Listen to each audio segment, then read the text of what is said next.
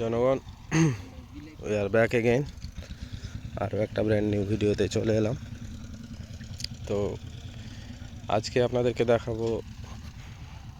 দেখাবো টমেটোর প্রজেক্ট।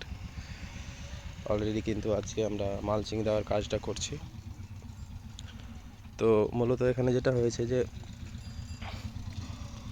আমরা 3 ফিটের বেড করেছি আর 1.5 ফিটের ড্রেন রেখেছি।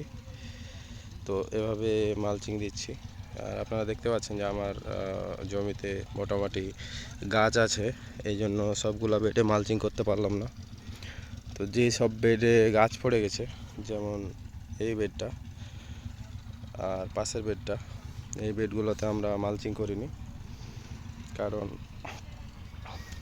অনেকগুলো ফাঁকা বেড আছে। তো আমি জাস্ট টেস্ট করার জন্য মালচিংটা করছি এবছর, একটু রেজাল্টটা দেখার জন্য যে কেমন রেজাল্ট পাই।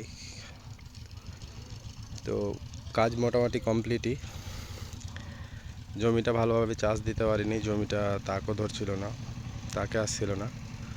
তারপরও মোটামুটি কাজ শেষের পথে, অনেক কাঠখড় পোহাইতে হলো। তারপরে মূলত জমিটা প্রস্তুতের মুখে। তো করলা হারভেস্ট করব ভাবছিলাম আজকে, কিন্তু করলা হারভেস্ট করা হলো না। মালচিংয়ের কাজটাই আজকে শেষ করতে চাই।